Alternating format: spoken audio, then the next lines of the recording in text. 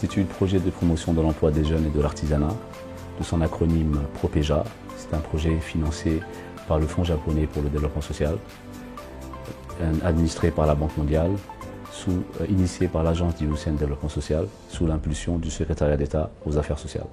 C'est un projet qui a pour objectif ultime d'améliorer l'accessibilité des jeunes et des femmes aux opportunités de création d'emplois et de revenus. À travers ce projet, 2 volets ont été identifiés.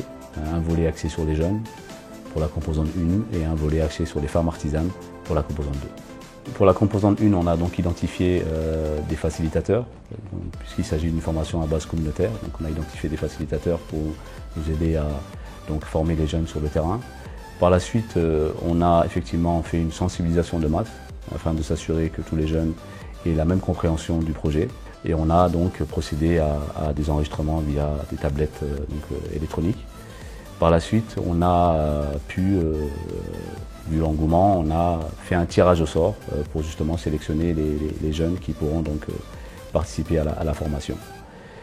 La formation donc, est une formation axée sur l'entrepreneuriat de base. Donc, des modules de base ont été donc, élaborés pour justement permettre à ces jeunes de bien assimiler les notions de base de l'entrepreneuriat. À la fin de la formation, ils ont été amenés à proposer des projets qui ont été donc, discutés au sein d'un comité pour sélectionner donc, les meilleurs projets, les plus viables et les plus novateurs économiquement.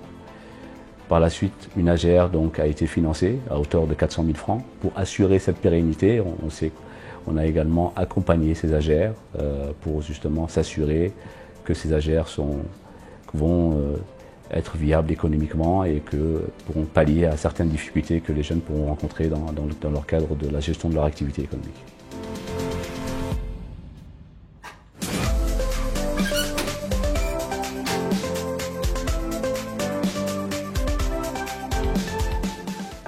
À Djibouti, c'est pas facile à trouver le boulot, alors j'ai décidé d'ouvrir cet studio.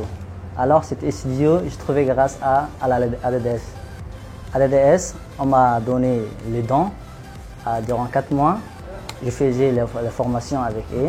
Après, on a passé un petit texte avec les business plans. Et après, on a réussi. On était 3 personnes. Aujourd'hui, il travaille et on est 2 personnes aujourd'hui. Alhamdulillah, on est satisfait. waxay noo saxeexeen inay projectga noo maalgeliyeen way noo maalgeliyeen waad arkaysiin projectga dee waxaan ka furnay waxaan qornay head kiosk iyo dukaan isku dhex jiro maasha Allah maanta si fiican bay nooga socotaa arintuna si fiican bay nooga socotaa maal wixii naga soo baxa amba benefits wixii naga soo baxana sanad in bishi kasti amba labadii bilood waxaan geynaa compte baa leenahay noo samaysaa adeesto compte kuma baa leenahay compte kina ku shubanaa. Donc pour la composante 2, nous avons, qui est axée sur l'intégration des femmes artisanes à la chaîne de valeur, nous avons tout d'abord fait une analyse de marché pour identifier les filières qui pourraient être développées à Djibouti dans le secteur de l'artisanat. Par la suite, nous avons lancé une formation sur le design en collaboration avec l'ONG Aid to Artisans. Donc des problèmes sur le design et l'innovation. Et les couleurs ont été identifiées lors de l'analyse de marché et nous avons donc formé donc les femmes dans ce domaine. Alhamdulillah kaduna اللي فدان كادو كنين اللي نلتسلمه دويه ابني كادوناي تاما عرمعو كنين قدامي سوغايتين كني كان برسيني كيو بوليني عنقا كادونا عينت نيلي كله كادو لا انا كان برسيني أتامان نتمعي كادونا وريفنا هذا داسي كادونا كل سلقة دقيقة إنات فورماسيوني فنباها تينمي.